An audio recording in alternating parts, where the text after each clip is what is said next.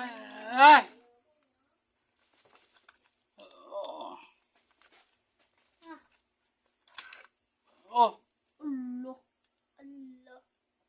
Sira na agad. Ikaw, siya, baka ng driver, no? Yung driver. Nabangga kasi. Diba? Nabangga ba talaga? Ngayon, sa puno. Yan, sira. Ito na eh. Di ba mahirap yung ibasag? Sinishake niya kasi, no?